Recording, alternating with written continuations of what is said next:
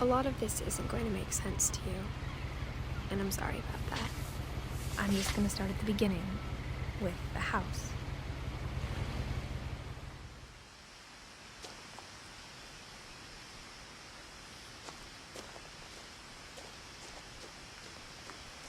My brother Milton disappeared when I was 4. It was like the house just swallowed him up. Someone had put up a chain link fence, but it looked like I wasn't the first person to hop it.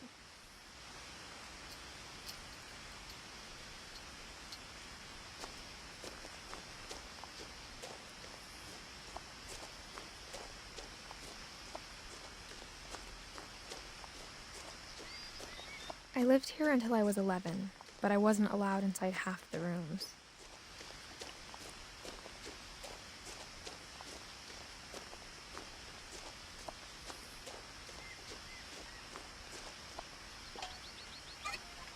Inside the mailbox were bills from 7 years ago, marked urgent, open immediately.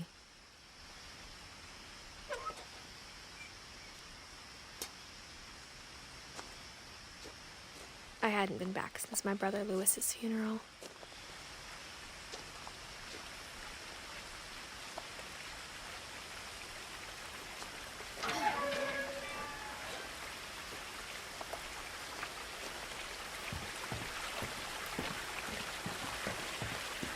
In her will, my mother left me a key, but didn't tell me what it unlocked. Maybe she thought I'd know, or she thought that the mystery would be enough to bring me back.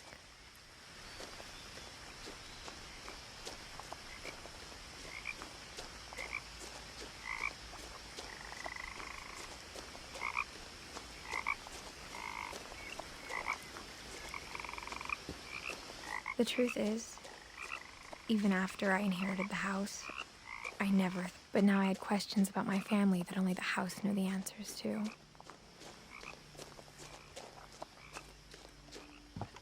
The woods around the house have always been uncomfortably silent, as if they're about to say something but never do.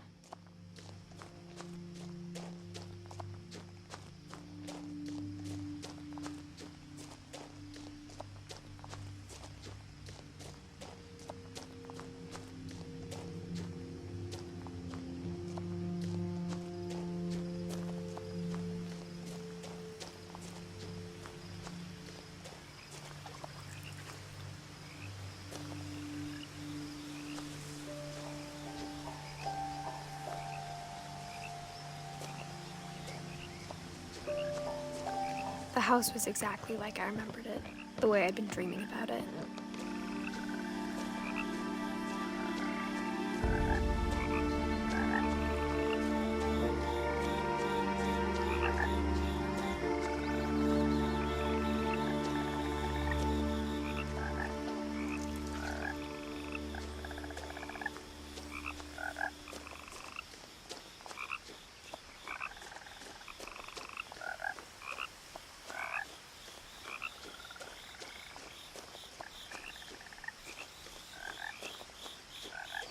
As a child, the house made me uncomfortable in a way I couldn't put into words.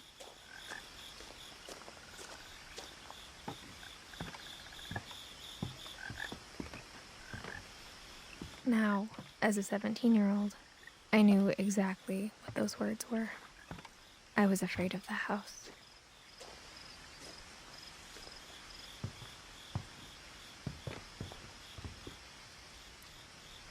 I hoped the key might unlock the front door. It didn't. Looking in, I felt like the house itself had been waiting for me.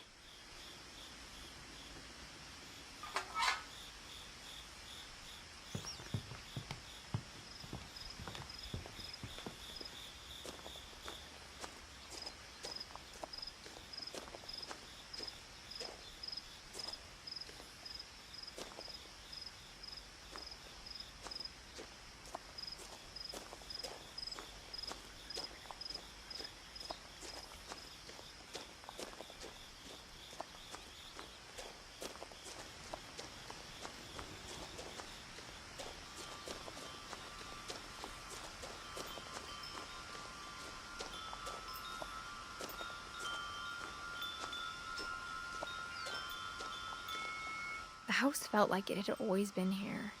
Even the swing set was older than my mother.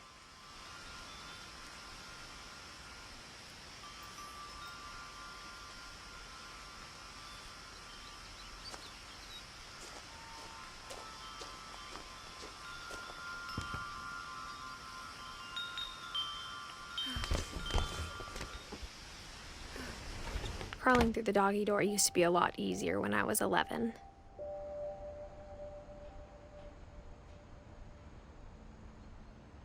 The power had been turned off the night we left.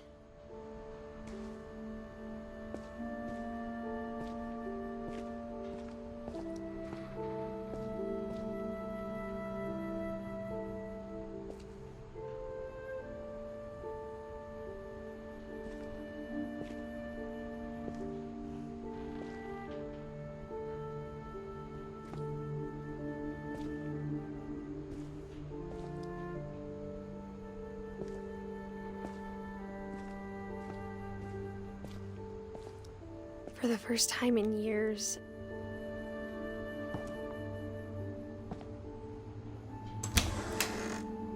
I felt like I was home. But instead of a family, there were just memories of one.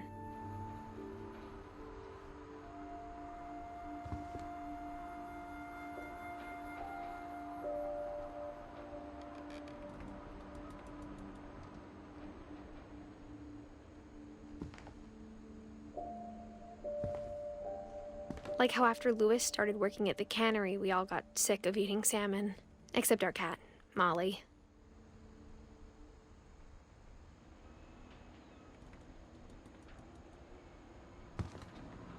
Or how only one restaurant would deliver to our house, so we had Chinese a lot.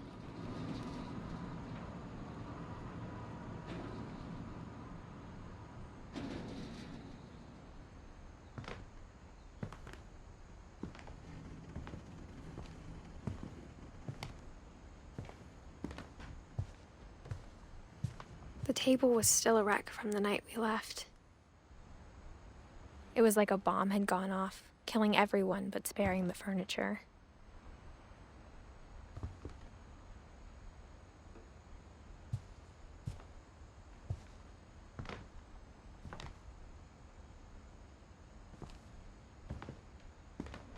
My mom was the only one of us who could imagine Great-Grandma Edie living in a nursing home.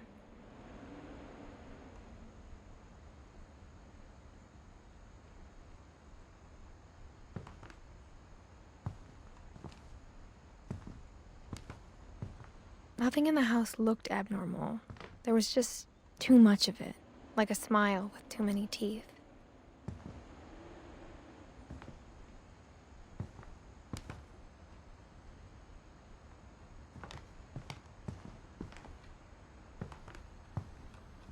Even the fireplace had a story. Edie told me the bricks came from the original house, after it sank.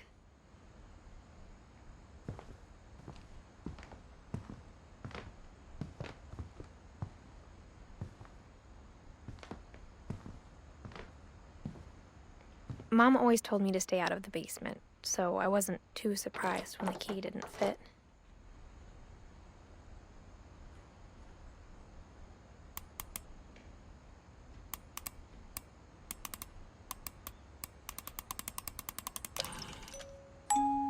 Great-Grandpa Sven built a music box for Barbara, along with the rest of the house.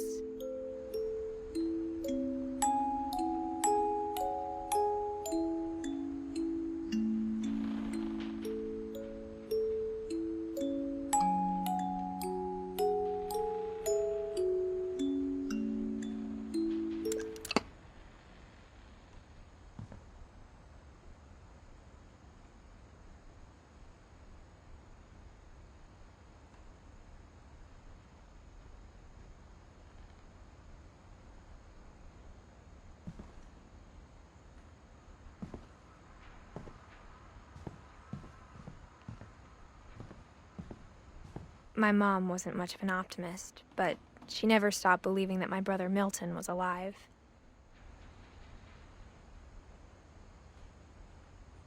A lot of things got left behind in the whirlwind of that last night.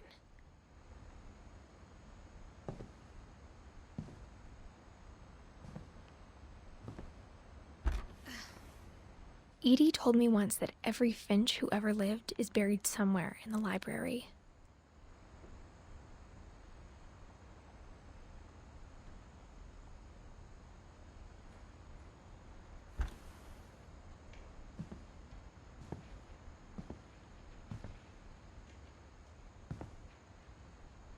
After Milton disappeared, Mom sealed up all the bedrooms.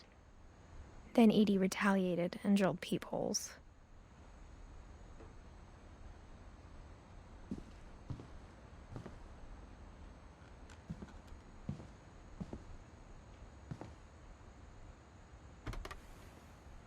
Molly always seemed like a girl I could imagine being friends with, if she hadn't died in 1947.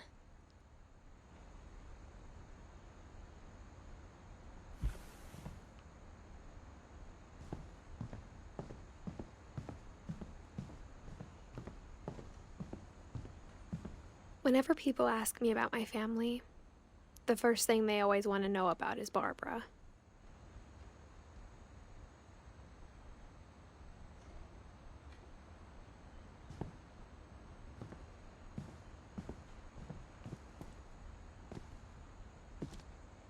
Edie's father, Odin, built the original house.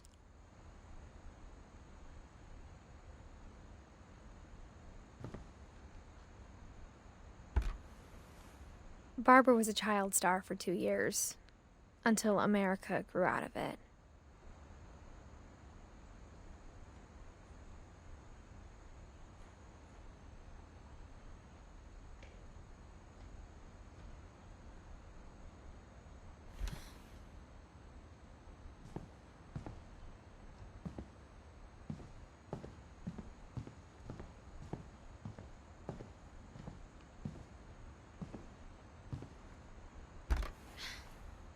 The last time I was in Edith Sr.'s room, I was 10 and she was painting my portrait.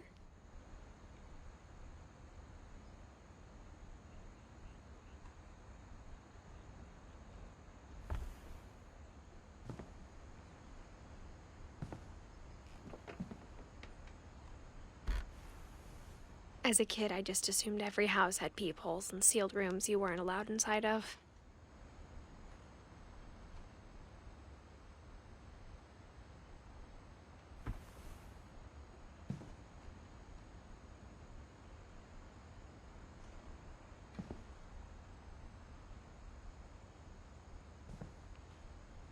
Spent 7 years sharing a room with his dead brother, Calvin.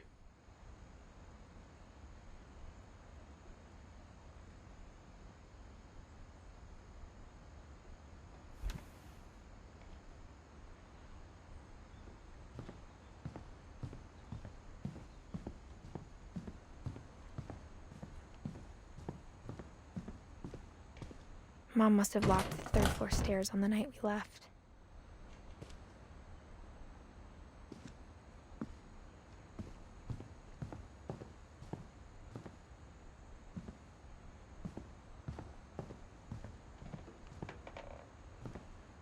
I spent a lot of time playing in Great Uncle Walter's room. I think my mom sometimes regretted not sealing it up.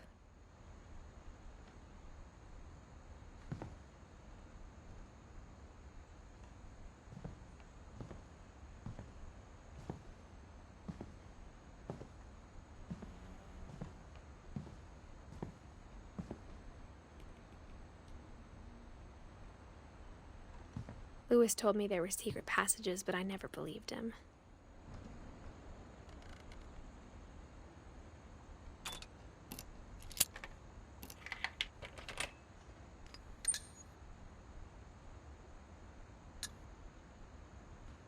Turns out, my mom was really good at keeping secrets.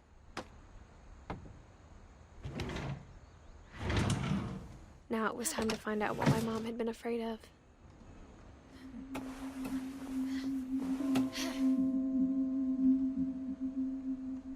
From the paintings on the wall, it was clear my brother Milton had been here before me.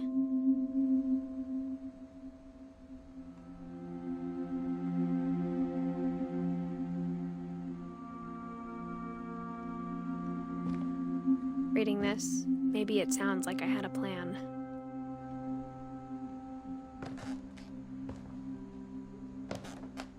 but I had no idea what was behind that door.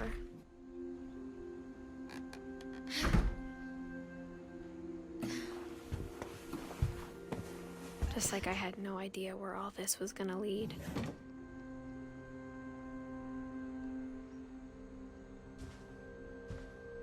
I grew up looking at Molly's room through the peephole. Molly's gerbil had a tiny bedroom with its own even tinier gerbil cage.